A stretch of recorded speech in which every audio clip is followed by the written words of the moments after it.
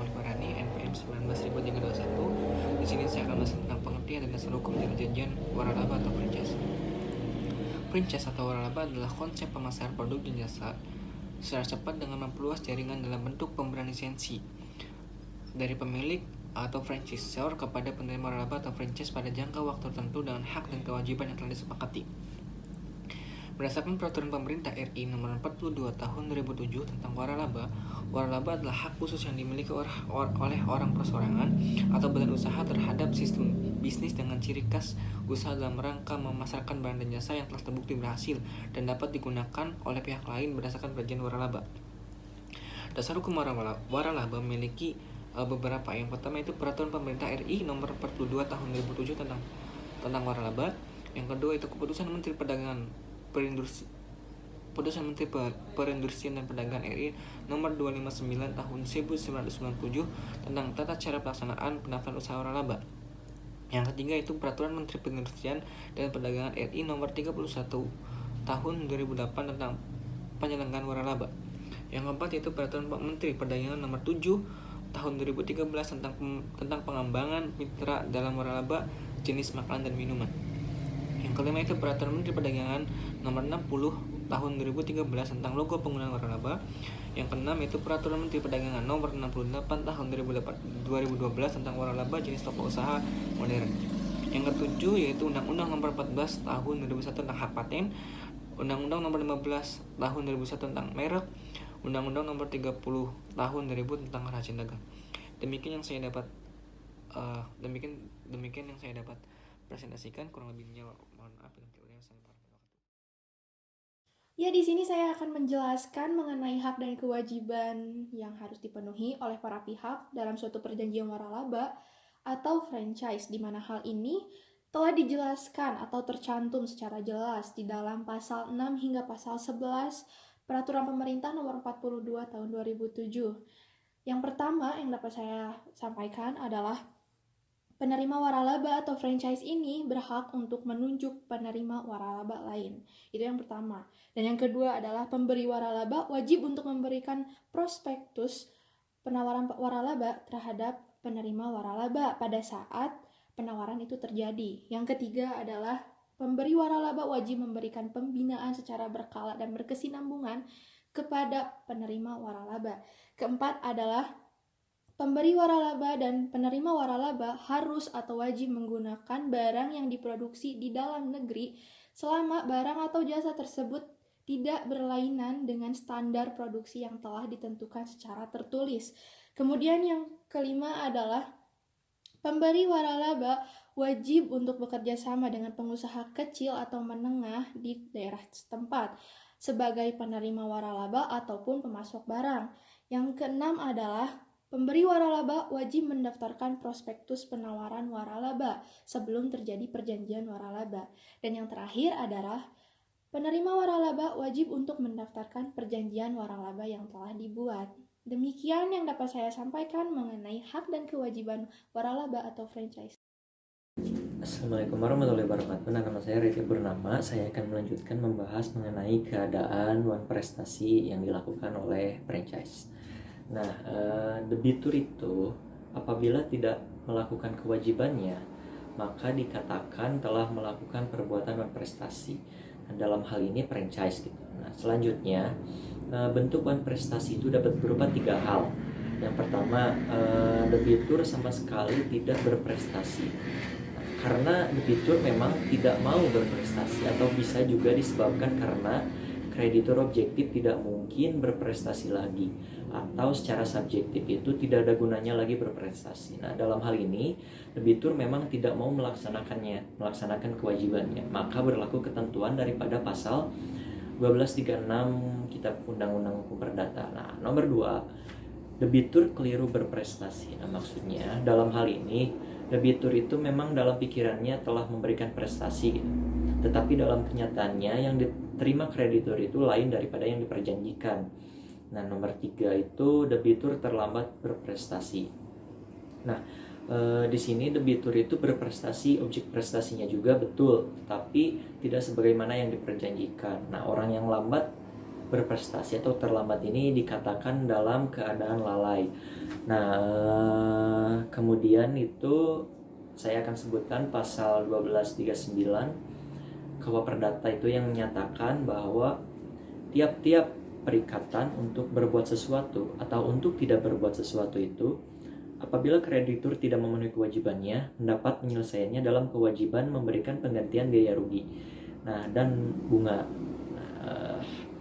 Setiap perjanjian yang telah dibuat oleh kedua belah pihak lain akan menimbulkan hak dan kewajiban yang harus dilaksanakan oleh kedua belah pihak. Apabila tidak dilaksanakan, maka akan dapat dikatakan melakukan wan prestasi. Bentuk-bentuk wan prestasi yang dilakukan oleh franchise dalam perjanjian waralaba dapat berbentuk tidak membayar biaya daripada waralaba tepat pada waktunya, dapat melakukan hal-hal yang dilarang dilakukan franchise. Melakukan pelayanan yang tidak sesuai dengan sistem waralaba ini. Sekian presentasi daripada materi saya. Terima kasih. Bismillahirrahmanirrahim. Assalamualaikum warahmatullahi wabarakatuh. Perkenalkan, nama saya Imron Kurniadin. Di sini saya akan menjelaskan tentang mekanisme perjanjian franchise atau bisa disebut dengan waralaba. Sebelum membuat perjanjian franchise atau waralaba, perlu diketahui terlebih dahulu dasar hukum dan syarat perjanjian umum. Semua perjanjian yang dibuat secara sah berlaku sebagai undang-undang bagi para pihak yang membuatnya. Syarat sah sebuah perjanjian yaitu yang pertama, adanya kata sepakat. Yang kedua, masing-masing pihak cakap atau memiliki kompetensi untuk membuat perjanjian. Yang ketiga, perjanjian adalah mengenai hal yang tertentu atau harus jelas. Yang keempat, adanya kausa atau sebab yang halal. Perjanjian tidak boleh berisikan yang bertentangan dengan hukum dan norma. Selanjutnya yaitu perjanjian franchise atau perjanjian waralaba yang mengikat antara pemberi waralaba dan penerima waralaba juga diatur dalam peraturan. Perjanjian franchise sekurang-kurangnya berisi yaitu yang pertama, nama dan alamat para pihak, yaitu nama dan alamat jelas pemilik, penanggung jawab, merek dan logo perusahaan, desain outlet dan gerai, yaitu pemberi waralaba dan penerima. Terus selanjutnya jenis hak kekayaan intelektual, yaitu jenis kekayaan intelektual pemberi waralaba seperti merek dan logo perusahaan. Yang selanjutnya kegiatan usaha, yaitu kegiatan usaha yang diperjanjikan seperti perdagangan eceran, retail, pendidikan, restoran, apotek, dan bengkel. Hak dan kewajiban franchise atau disebut dengan waralaba dan penerima waralaba, yaitu hak yang dimiliki baik oleh pemberi waralaba maupun penerima waralaba. Seperti pemberi waralaba berhak menerima fee atau royalti dan penerima waralaba. Selanjutnya, pemberi waralaba berkewajiban memberi pembinaan secara kesinambungan kepada para penerima waralaba. Yang selanjutnya yaitu yang kelima, bantuan fasilitas bimbingan operasional, pelatihan dan pemasaran yang diberikan pemberi waralaba kepada penerima waralaba seperti bantuan fasilitas komputer dan program IT kepengelolaan kegiatan usaha. Yang selanjutnya yaitu jangka waktu perjanjian, yaitu batasan waktu mulai dari berakhirnya perjanjian terhitung perjanjian surat ditandatangani oleh kedua pihak. Yang selanjutnya tata cara pembayaran imbalan, yaitu tata cara atau ketentuan termasuk dan acara perhitungan besarnya imbalan seperti fee atau royalti apabila disepakati dalam perjanjian yang menjadi tanggung jawab penerima waralaba. Penyelesaian sengketa, yaitu penetapan tempat penyelesaian sengketa seperti melalui pengadilan negeri. Yang selanjutnya yaitu tata cara perpanjangan, pengakhiran dan pemutusan perjanjian seperti pemutusan perjanjian tidak dapat dilakukan secara berpihak. Perjanjian akan berakhir dengan sendirinya apabila jangka waktu yang ditetapkan telah berakhir. Perjanjian dapat diperpanjang apabila dikehendaki oleh kedua belah pihak dengan ketentuan yang ditetapkan. Terus yang ke-11, jaminan dari pihak pemberi waralaba untuk menjalankan kewajibannya kepada penerima waralaba sesuai dengan isi perjanjian hingga jangka waktu perjanjian berakhir. Yang terakhir yaitu jumlah gerai yang akan dikelola oleh penerima waralaba. Yaitu yang tadi saya sebutkan adalah perjanjian waralaba yang poinnya itu ada sekurang-kurangnya yaitu ada 12 poin. Bismillahirrahmanirrahim. Di sini saya akan menjelaskan berakhirnya suatu perjanjian franchise atau waralaba. Berakhirnya suatu perjanjian franchise diatur dalam pasal 5 PP 42 tahun 2007, di mana di dalamnya telah tertulis penentuan pengakhiran suatu perjanjian pada saat para pihak membuat suatu perjanjian tersebut. Maka perjanjian tidak bisa berakhir begitu saja jika tidak ada kesepakatan daripada kedua belah pihak, di antara kedua belah pihak tersebut. Suatu perjanjian tidak bisa berakhir apabila salah satu dari pihak yang lainnya merasa terugikan atau hak-haknya belum terpenuhi.